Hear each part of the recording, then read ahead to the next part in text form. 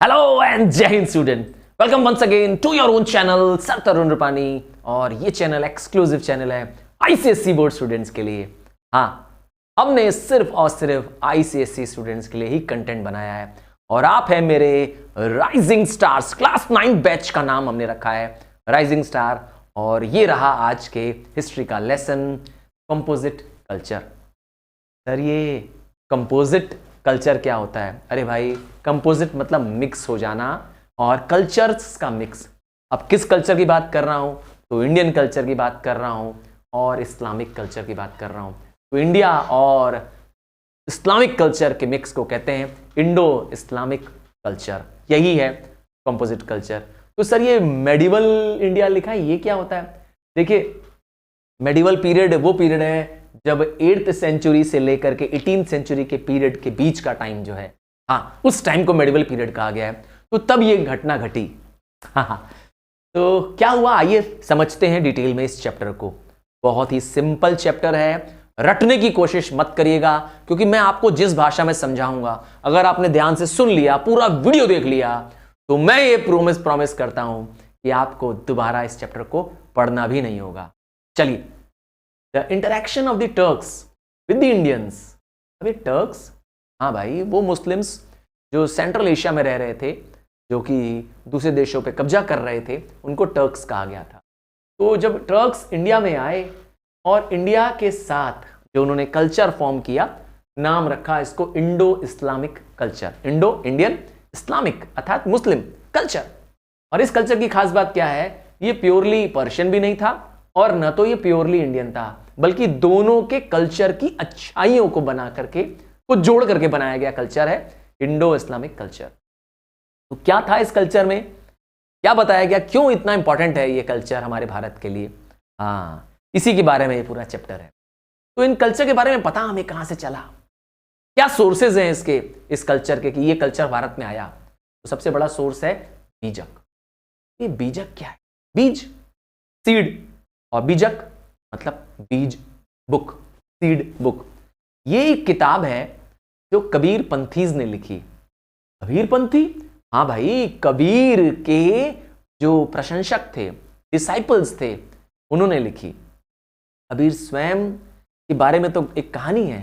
हाँ, कबीर दास जी को एक विधवा ब्राह्मण औरत ने जन्म दिया।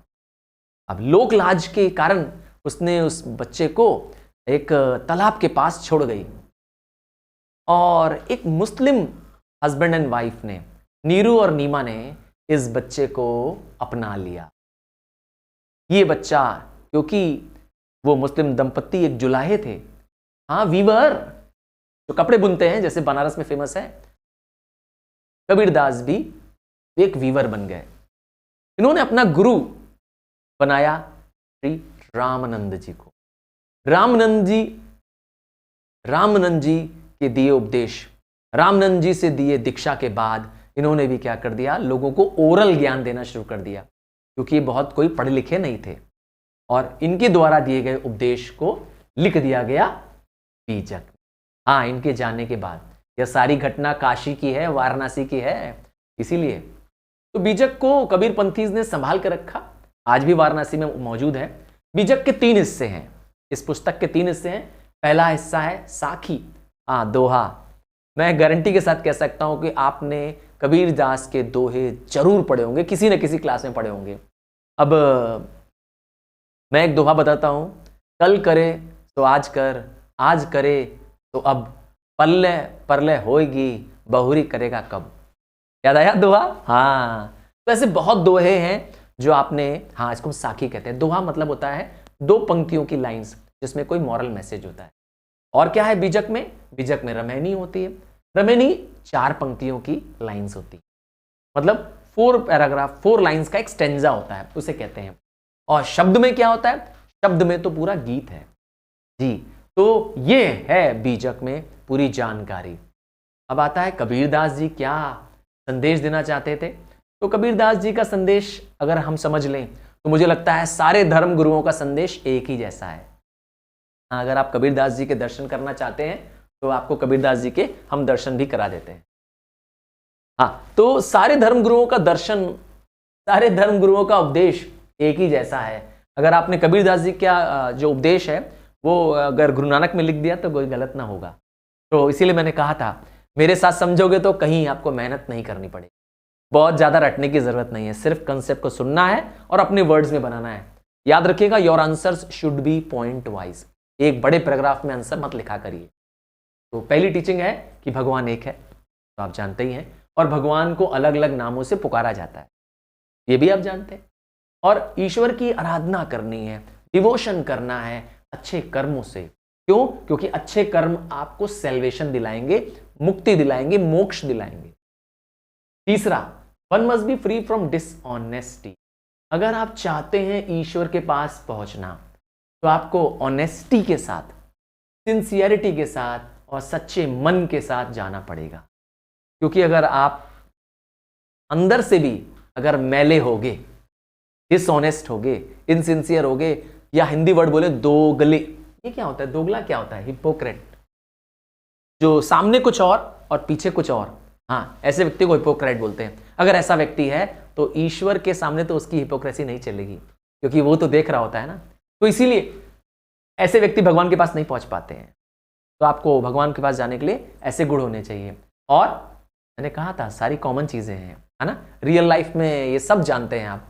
और all mens are equal before God, ईश्वर की नजर में सब सब बराबर हैं, न कोई छोटा है न कोई बड़ा है, न कोई अमीर है न कोई गरीब है। मैंने कहा था ये चैप्टर आपको ज्ञान का, मॉरल साइंस का चैप्टर लगेगा। आइए अब आते हैं गुरु ग्रंथ साहिब। अभी एक हिंदू के बारे में समझा, अब एक सिख। अब सिखों में सबसे बड़े गुरु क्या कहते हैं? Founder of Sikhism. क्या आप मुझे जवाब देना पसंद करेंगे? हाँ, मुझे कमेंट पे बताइए, who is the founder of the Sikhism. चलिए, मुझे पूरा यकीन है आप में से बहुत सारे मेरे राइजिंग स्टार्स जानते होंगे। तो जानते होंगे तो प्लीज कमेंट बॉक्स में लिखना मत भूलिएगा। मैं भी बहुत खुश होऊंगा आपके राइट आंसर, हो सकता है रॉन्ग भी हो, पर कोई बात नहीं, मैं जानने में बहुत खुश महसूस करूंगा। चलिए, वेट करूंगा, आपके हर एक रिप्लाई पर रिप्लाई दूंगा। तो फाउंडर ऑफ सिखिज्म जो थे, उनके बाद उनके सेकंड जनरेशन आई, थर्ड गुरु आए, फोर्थ गुरु आए, ऐसे 10 गुरु हुए। 10वें गुरु जो थे उनका नाम था गुरु गोविंद सिंह। उन्होंने इस गुरु की परंपरा को 10 के बाद रोक दिया। इन्होंने कहा, हाँ, गुरु गोविंद सिंह जी ने कहा कि अब इसके बाद जो हमारी ये सिखों की गुरु होगी वह यह किताब होगी, नाम होगा गुरु ग्रंथ साहिब। तो गुरु ग्रंथ साहिब को लिखना किसने प्रारंभ किया? गुरु अर्जुन देव जी ने। गुरु अर्जुन देव ने गुरु नानक देव के वचनों को, उनके दिए गए सॉन्ग्स को, उनके दिए गए भजनों को क्या कर दिया? इसमें लिखना शुरू कर दिया। और उनके बाद में आए जो और गुरु थे, मैंने कहा था टोटल कितने गुरु थे? 10। तो इन सब गुरुओं के वचनों को उसमें लिखा गया, और भी कुछ रिलीजियस प्रीचर्स की जानकारी लिखी गई।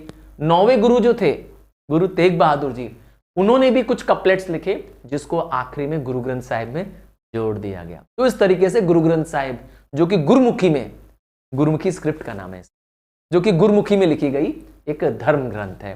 हाँ, अगर मैं आपसे कहूं कि आपने देखा है गुरु ग्रंथ साहिब, नहीं, मैं साबित करता हूं। आप अगर कभी भी गुरुद्वारा गए होंगे तो मैं श्योर के साथ कह सकता हूं कि हर गुरुद्वारे में आप देखेंगे, एकदम गुरुद्वारे के समक्ष में, एकदम अंदर घुसते ही गुरुद्वारे के, आपको एक बड़ी सी पुस्तक मिलेगी जो खुली हुई दिखाई देगी। उस पर एक चांदनी, एक बहुत ही खूबसूरत सी मलमल के कपड़े की कवर चढ़ी होगी, और कुछ लोग उस पर पंखी झल रहे होंगे। हाँ, वही है गुरु ग्रंथ साहिब। हाँ, इसका मतलब आपको याद है। तो गुरु ग्रंथ साहिब में गुरु नानक जी के बारे में, उनकी टीचिंग्स के बारे में लिखा है। मैंने कह दिया, अब इसको टीचिंग को याद करने की कोई ज़रूरत नहीं, क्योंकि लगभग सेम टीचिंग्स आएंगी। तो टीचिंग क्या है कि भगवान और ईश्वर में यूनिटी होनी चाहिए, अर्थात भगवान अलग अलग नहीं है, एक ही है, और इंसानों को भी एक रहना चाहिए। और ईश्वर के लिए, पाने के लिए आपको रिचुअलिज्म की ज़रूरत नहीं है, दिखावे की ज़रूरत नहीं है, पूजा पाठ, अगरबत्ती, धूप दिखाने की ज़रूरत, रिचुअल करने की ज़रूरत नहीं है। उनका कहना था भगवान एक है और उसका नाम है eternal truth, the maker of all things. एक ही भगवान है, अनेक भगवान नहीं है। हाँ, नाम दिया उन्होंने उसका सतनाम। हाँ, आपने सुना होगा, आप पंजाबियों को अगर देखते होंगे या आपके क्लास में भी अगर आपका कोई पंजाबी फ्रेंड भी होगा तो जरूर आपसे कहता होगा सतनाम वाहेगुरु। हाँ, तो यही सतनाम, तो ये सच्चे यस ईश्वर का नाम है, सतनाम है। And he emphasised, Guru Nanak ji ने इस पे जोर दिया, भगवान की भक्ति पे जोर दिया, सतनाम बोलने पे जोर दिया। कहा सतनाम बोलो, जप करते रहो इसका, यही तुम्हारे जीवन का सबसे बड़ा काम है। आइए, हिंदू हो गए, सिख हो गए, अब तीसरे आ गए अजमेर शरीफ अर्थात इस्लामिक गुरु। तो अजमेर शरीफ किस लिए फेमस है? एक तो प्लेस का नाम है, अजमेर शरीफ है ये रही, ये दरगाह है इसकी, ख्वाजा मोइनुद्दीन चिश्ती की। ये एक सूफी संत थे और क्योंकि ये जब इंडिया आए तो महमूद ऑफ गजनी नाम के एक फॉरेन किंग के साथ आए, गजनी के राजा के साथ आए। इन्होंने भारत में कई बार अटैक किया था, किसने? महमूद ऑफ गजनी ने। और इनके साथ वो भारत जब आए तो वह भारत में ही अपना स्थान ग्रहण कर लिया, यहीं पे ही उन्होंने अपनी दरगाह बनाई। हाँ, मतलब ऐसा माना जाता है कि उन्होंने वहाँ पे लोगों की सेवा की, बहुत लंबे, लोगों का हित कार्य किया, लोगों को सच्चाई और मानवता का संदेश दिया। और जब उनकी यस दरगाह बनाई गई तो वो आज भी बहुत ही यस कह सकते हैं बहुत ही रिस्पेक्ट से नज़र से देखी जाती है। आप देख पाएंगे कि ये बड़े बड़े गेट्स हैं, एंट्री गेट्स हैं, जहाँ से दरगाह के अंदर जाया जा सकता है। अब आते हैं अगले धर्म के ऊपर। चौथा धर्म हमारा आ रहा है और वो है, क्या नाम है? Christian, Saint Francis church. अब ये चर्च कहाँ पर है? सेंट फ्रांसिस चर्च है कोची में। और सेंट फ्रांसिस चर्च कोची में कैसे बनी? तो ये चर्च के पीछे भी एक कहानी है। सेंट फ्रांसिस नाम के एक क्रिश्चियन मिशनरी थे, हाँ कैथोलिक प्रीस्ट थे। ये आए थे कहाँ से? असेसी से। असेसी एक शहर का नाम है, इटली में एक शहर का नाम है। और ये एक रिच सिल्क मर्चेंट के बेटे थे, चाहते जिंदगी एंजॉय से जी लेते। ये एक वॉरियर भी थे। एक बैटलफील्ड में जाते समय इनको एक बड़ी सी दिव्य दृष्टि दिखाई दी, जिसमें ईश्वर का इनको एक विराट स्वरूप दिखाई दिया। उसके बाद इन्होंने तय कर लिया कि अब ये क्या करेंगे? युद्ध न जाएंगे और बल्कि भगवान जीसस के धर्म के प्रचारक बनेंगे। और वहां से उनके जीवन की एक नई दिशा। आइए आगे बढ़ते हैं। Factors responsible for the growth of the composite culture. मतलब ये जो कंपोजिट कल्चर आपने देखा, हिंदू, मुस्लिम, सिख और ईसाई, चारों के धर्मों के बारे में आपने जान लिया। तो इन सारे धर्मों के जो ये कंपोजिट कल्चर जो ग्रोथ हो रही है भारत में, इसका रीजन क्या रहा है? तो उस समय जो मुगल एम्परर्स थे वो एक बहुत ही ताकतवर और बहुत ही बड़े रिसोर्स के साथ, बड़े एम्पायर के साथ जी रहे थे। उनके पैट्रोनेज में आर्ट लिटरेचर को बहुत बढ़ावा मिला, क्योंकि ये लोग खुद भी आर्ट और लिटरेचर को, पढ़ाई लिखाई को, बिल्डिंग्स को, मॉन्यूमेंट्स को, पैलेसेस को बहुत बढ़ावा देते थे। इनको बहुत लेविश स्टाइल में, बहुत बड़े स्केल में जीना पसंद था। और तो और ये मुगल पीरियड के दौरान जब हमारी लाइफ बहुत सेटल्ड हो गई, चारों तरफ लंबे समय तक पीस एंड हार्मनी हो गई, इसीलिए नए कल्चर की ग्रोथ का मौका मिल पाया, नए आर्ट वर्क को काम करने का। मुगल एम्परर्स में खुद में भी एक sense of beauty, sense of art था, अर्थात खुद भी कि उनकी नज़र बड़ी पारखी थी। वो सुंदर चीज़ों पे बहुत बहुत बहुत काम करते थे, उसको बढ़ावा देते थे। और तो और इंडिया खुद में भी अपने आप में ही भी एक बहुत ही शानदार प्लेस है, जहाँ पे आर्ट, कल्चर, क्राफ्ट का पुराना इतिहास रहा है। और साथ में मिल गए कौन? मुगल लोग, जो कि खुद भी ग्लोरियस और रिच कल्चर वाले लोग थे। तो अब दोनों के मिलने से एक नए युग की शुरुआत हुई, एक नया यूनिक एटमॉस्फेयर पैदा हुआ, जिससे नए टाइप के आर्ट एंड कल्चर का जन्म हुआ। हम इसे नाम देते हैं इंडो इस्लामिक कल्चर। क्या हुआ इस कल्चर में? क्या इंपैक्ट आया? आइए देखें इंपैक्ट ऑफ। जरा स्क्रीन पे इस इमेज को देखिए, क्या लगता है आपको इस इमेज को देख करके? अगर आप इस इमेज को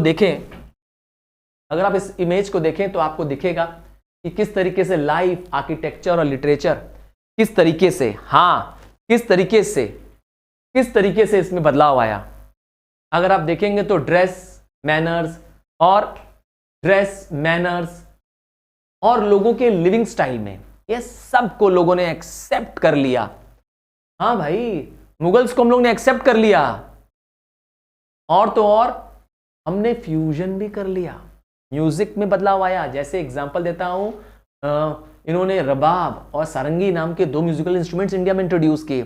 हमारे इंडिया में आज भी इसका यूज हो रहा है। और तो और अमीर खुसरो, जिनको नायक के नाम से भी जाना जाता है, इन्होंने इंट्रोड्यूस किए बहुत सारे इंडो पर्शियन अरेबिक राग्स। आज भी इन रागों का जो म्यूजिशियंस हैं उनका यूज करते हैं। और तो और जब अकबर राजा बने, जो कि एक बहुत ही महान मुगल राजा थे, जब ये राजा बने तो इन्होंने पेंटिंग को बढ़ावा देने के लिए खूब सारी क्या कि पेंटिंग के कारखाने बनाए। कारखाना वो होता है जहां पर बहुत सारे पेंटर्स आकर के मिलने वाले थे। हाँ, बहुत सारे पेंटर्स आकर के मिलने वाले थे। और आर्किटेक्चर में क्या हुआ? आर्किटेक्चर में Indo Islamic system of architecture पैदा हुआ। तो जो ये इस्लामिक आर्किटेक्चर आया था, ये जो मुस्लिम रूलर्स आए, इन्होंने जो बिल्डिंग्स बनाई, अब वो चाहे ताजमहल हो, चाहे रेड फोर्ट हो, उनकी आर्किटेक्चर की एक विशेषता थी। विशेषता क्या थी? कि इनका आर्किटेक्चर बहुत स्पेशियस होता था। इनकी बिल्डिंग्स आप देखेंगे बहुत बड़े स्पेस में बनाई गई होती, खास करके जो इनका स्ट्रक्चर होता था वो बहुत बड़ा भी होता था। जगह भी बहुत खुली होती थी और स्ट्रक्चर भी बहुत बड़ा होता था। और साथ में ये दिखने में, रूप में मैजेस्टिक और विड्थ वाइज बहुत बहुत बड़े होते थे। ये आर्किटेक्चर की उनकी खास फीचर थे। और अगर हमारे एग्जाम्पल की बात करोगे, मैं कहूँगा कि हाँ, इनके आर्किटेक्चर का असर हम पर भी पड़ा। क्या क्या फीचर्स पड़ा, आइए इसी पे डिटेल समझेंगे। हाँ, इस पे थोड़ा सा कुछ पॉइंट्स हैं, थोड़ा समझेंगे। सबसे पहले फीचर्स में से क्या आया? जब ये आए तो इन्होंने डेकोरेशन शुरू किया अपनी बिल्डिंग्स पे, पर इनकी डेकोरेशंस पे क्या नहीं होते थे? ह्यूमन और एनिमल फिगर नहीं होते थे। आप जानते ही हैं कि मुसलमान लोग जो इस्लाम फॉलो करते हैं, उन लोग ह्यूमन और एनिमल फिगर को अपनी बिल्डिंग्स में कहीं नहीं बनाते। जी हाँ, तो क्या होता है इसके बदले? इसके बदले कोई ज्योमेट्रिकल शेप्स होता है। हाँ, ट्रायंगल, रेक्टेंगल होता है, या फूल पत्ती हो सकती है, बट प्लांट्स, बट एनिमल्स और ह्यूमंस नहीं हो। और क्या हो सकती है? जो कुरान में लिखी है, जो उनकी पवित्र ग्रंथ है, इसकी जो लिखी आयातें होती हैं, जिसे हम कहते हैं ना वर्सेस, उसको लिखा गया। जी, और क्या हो सकता है? कुछ हद तक हमारे इंडियन जो डिजाइन्स हैं, जैसे स्वास्तिक, बेल, लोटस, ये सब आपको मिल सकते हैं। हाँ, ये इंडियन और इस्लामिक कल्चर का फ्यूजन है। देख लीजिए, हमारे भी कुछ डिजाइन्स उन्होंने क्या किए, अपने बिल्डिंग्स में लगवाए। और भी कुछ एग्जांपल दूं, इवन मैं कुछ मुगल इन्फ्लुएंस हमारे बिल्डिंग्स में हुआ है। तो मुगल जो ट्रेडिशंस थे, उनकी वजह से हमारे टेम्पल्स और हमारे पैलेसेस जो बाद में बने, उनके स्टाइल में बने। हाँ, हमने बहुत सारे टेम्पल्स में, एग्जाम्पल है इवन वृंदावन के टेम्पल को मुगल स्टाइल में बनाया गया है, उसमें गुम्बद जो है। जी, और तो और मैं एक एग्जाम्पल देता हूँ, आपने गोल्डन टेम्पल ज़रूर देखा होगा। हाँ, अमृतसर के गोल्डन टेम्पल की बात कर रहा हूँ। आपको पता होना चाहिए, क्योंकि अमृतसर के गोल्डन टेम्पल का जो डोम है ऊपर का, जो हाँ जिसे हम गुम्बद कहते हैं, वो भी इस्लामिक आर्किटेक्चर का एक नमूना है। तो इससे पता चलता है कि कितना कॉम्बिनेशन हुआ, कितना हम लोगों ने उस दौरान कितने ज़्यादा शेयरिंग किया आपस कॉम्पोजिट कल्चर को। और पर्शियन लैंग्वेज की बात करें तो पर्शियन तो अपर क्लास की कॉमन लैंग्वेज बन गई थी। और पर्शिया मैंने बताया इराक का पुराना नाम है। हाँ, वहाँ की भाषा है पर्शिया। उर्दू एक नई जन्म लेने वाली लैंग्वेज है जो भारत में जन्म लेती है। The language which was developed in India. ऐसे आपको बता दूं एक कीवर्ड कि उर्दू का मतलब है कैंप। अब आप बोलेंगे सर ये कैसे आ गया? तो उर्दू कैंप में डेवलप्ड की गई लैंग्वेज है। किसने डेवलप की? तो जो मुस्लिम्स और इंडियंस किंग्स के जो सैनिक हुआ करते थे, जो कि हिंदू, मुस्लिम और रीजनल एरिया के जो सोल्जर्स होते थे, वो एक ही प्लेस में रहते थे। तो उनकी बीच की जो मिक्स लैंग्वेज थी, नाम उर्दू को कई बार बोला गया है जबान हिंदवी। हाँ, जबान हिंदवी मतलब एक ऐसी भाषा जो हिंदी से ग्रामेटिकल स्ट्रक्चर लेती है, अर्थात इसका ग्रामर हिंदी की तरह ही है। तो ये है उर्दू का। हाँ, आज भी बड़ी मधुर और मीठी भाषा है। अब आता है सूफिज्म और भक्ति मूवमेंट। तो इस इंडो इस्लामिक कल्चर का एक बहुत बड़ा योगदान रहा है इन दोनों की वजह से, क्योंकि देश में दो धर्म न टकराएं आपस में, ब्रदरहुड और फीलिंग ऑफ टॉलरेंस दोनों के बीच में आ सके, इसके लिए मूवमेंट चलाया गया। दोनों तरफ के लीडर्स ने दोनों तरफ के रिलीजियस लीडर्स ने बदलाव किए अपने धर्म। दोनों जन कट्टर न बने, एक दूसरे के दुश्मन न बने, ऐसी कोशिश। हिंदुइज्म में उसका नाम दिया गया भक्ति मूवमेंट और मुस्लिम वालों ने, इस्लाम वालों ने उसका नाम दिया सूफी मूवमेंट। आइए भक्ति मूवमेंट की बात करते हैं। तो इंडिया में जब ऐसा लगने लगा कि जो रिलीजियस लीडर्स को कि बहुत ज़्यादा हम क्या कर रहे हैं, इनटॉलरेट हो रहे हैं अपने ही कास्ट के प्रति, अपने ही लोगों के प्रति, तो इनमें बदलाव आना शुरू हुआ। दो तरह के महान ग्रुप थे, एक वैष्णव्स और एक शिवास। वैष्णव्स किसके पुजारी होते हैं? भगवान विष्णु के पुजारी। हाँ, भगवान विष्णु के पुजारी। और ऑब्वियस बात है, शैविज्म किसके पुजारी होते हैं? ये शिव के भक्त होते हैं। तो ये दोनों सेंट्स ने शुरुआत की भक्ति मूवमेंट। सबसे पहले आते हैं जो तमिलनाडु में वैष्णव सेंट्स थे, उनको कहा जाता था पहले अलवर्स। हाँ, अलवर्स आर दी वैष्णवाइट्स। और दूसरा है शिवाइट सेंट्स को क्या बोलते थे? नयनार्स, अर्थात शिव के भक्त, शिव के पूजा करने वाले को कहते हैं नयनार्स। ये दोनों ने महसूस किया कि अब भक्ति मूवमेंट की जरूरत है। भक्ति क्या होता है? इन दोनों ने सिखाया हम लोगों को कि पर्सनल डिवोशन टू गॉड, अर्थात ईश्वर की सच्ची आराधना करो, पूजा करो, उसकी वर्शिप करो, ताकि आप ईश्वर के नजदीक पहुंच। भक्ति का मतलब क्या बताया गया है? भगवान की पूजा करना, भगवान की आराधना करना। और उनका मानना था कि अगर सच्चे मायने में हिंदू धर्म को अगर कट्टरता से दूर करना है तो भक्ति मूवमेंट को अपनाना पड़ेगा। इसी फिलॉसफी को मानते थे श्री शंकराचार्य जी। ऐसे ही कुछ और भी लीडर्स मिलेंगे जो भी हम पढ़ेंगे, जैसे रामानुजाचार्य, माधवाचार्य, रामानंद, कबीर जी के बारे में थोड़ा सा हम लोग ने जाना, चैतन्य है, ऐसे और बहुत लोग हैं। तो क्या है इसके पीछे का प्रिंसिपल? इस भक्ति मूवमेंट का प्रिंसिपल क्या है, डॉक्ट्राइन क्या है? कुछ होगा ना इसके पीछे की सोच। तो मैंने कहा बहुत कॉमन फिलॉसफी है। हाँ, रटने की कोशिश मत करिएगा। फिर वही फिलॉसफी है कि भगवान एक है। मैंने कहा था टीचिंग्स ऑफ अगर कबीरदास जी कर दोगे तो सब खत्म हो जाएगी, सबकी टीचिंग्स मिल जाएगी आपको। हाँ, सब मिलती जुलती हुई टीचिंग, और उसको आपको वर्शिप करना है विथ लव एंड डिवोशन, और आपको सच्चे भक्ति का मार्ग अपनाना है। भक्ति से आपको सब कुछ मिल सकता है, मिशन मिल सकती है। और क्या करना है? ब्लाइंड फेथ नहीं करना है, अंधविश्वास नहीं करना है, झूठ मूठ की सेरेमनीज या दिखावा नहीं करना है, एक्सटर्नल राइट्स नहीं करने। हाँ, बहुत दिखावे मत करो, ठीक है। All are equal before God, मैंने पहले बताया था, भगवान की नज़रों में सब बराबर है, universal brotherhood, all are equal. और एक सच्चे गुरु की जरूरत पड़ती है। हाँ, एक सच्चे गुरु की जरूरत पड़ती है भगवान के पास पहुंचने की। और क्या बताया इस भक्ति कल्ट में? बताया गया कि जो रिलीजियस राइट्स होते हैं, अर्थात जो पूजा, अनुष्ठान, धर्म, रिचुअल्स करते हैं हम लोग, सेरेमनीज करते हैं, इनको कोशिश करें कम से कम करें। और man can reach God through surrender to him. बस अपने आप को क्या करना है? ईश्वर के आगे क्या करो? नतमस्तक हो जाओ, सरेंडर कर जाओ, तुम्हें प्रभु मिल जाएंगे, बजाय दिखावा करने। One must avoid image worship और कास्ट डिस्टिंक्शन और क्लास हिट। न तो मूर्ति पूजा करनी है, न तो हाँ भेदभाव धर्म के नाम पर सब करना है। ये सोच थी भक्ति मूवमेंट की कल्ट।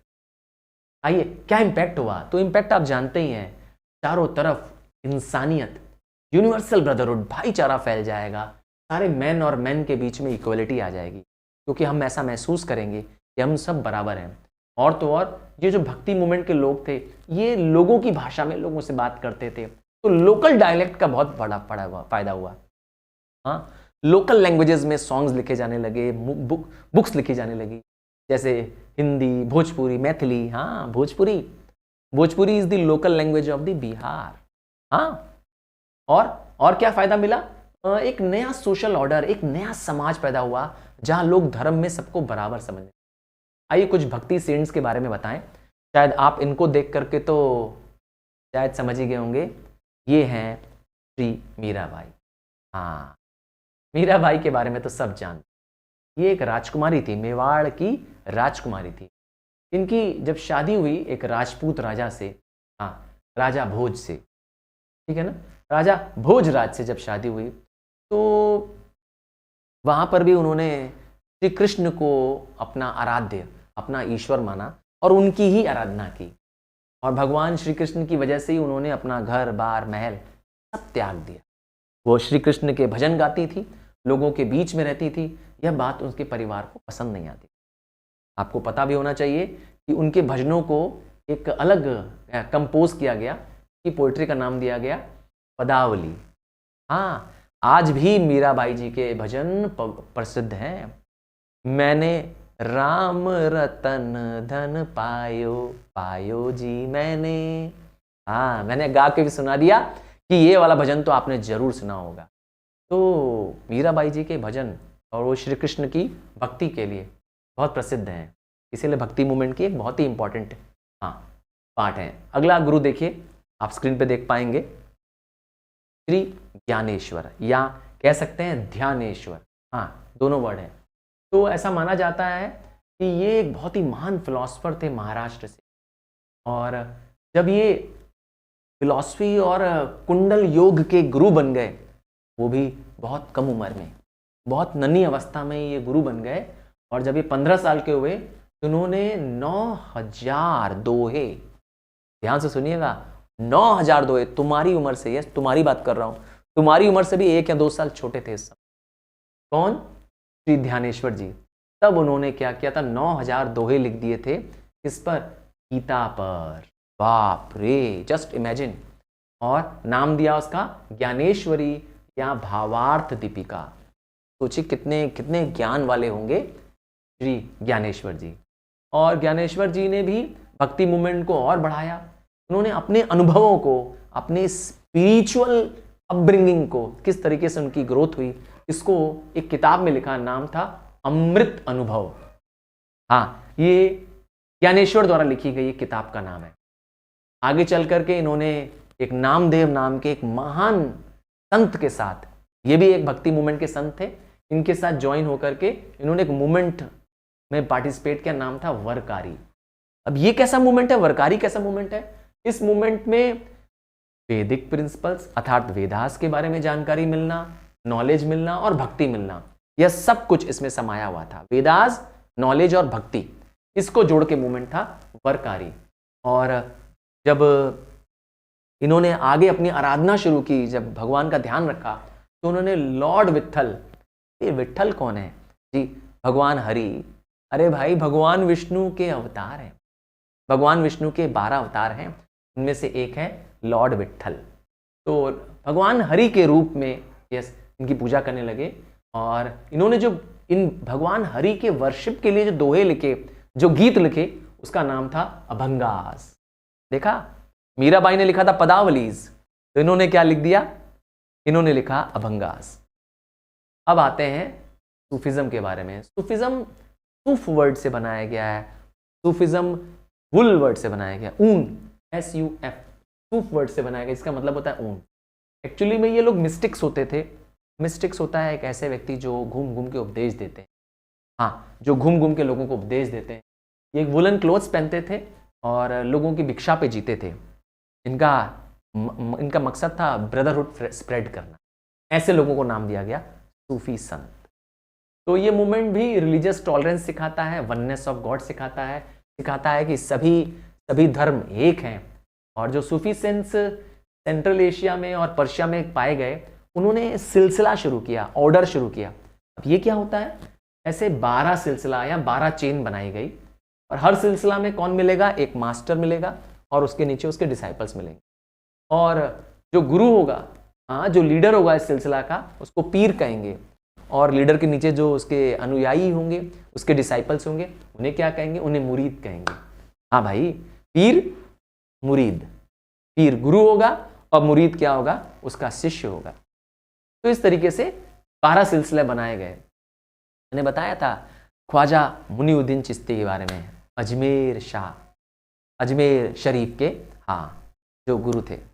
अब आता है डॉक्ट्रिन ऑफ सूफिज्म। मैंने कहा डॉक्ट्रिन आपको मतलब प्रिंसिपल्स, एकदम सेम भक्ति के ही डॉक्ट्रिन मिल जाएंगे, अलग से याद करने की कोशिश मत करना।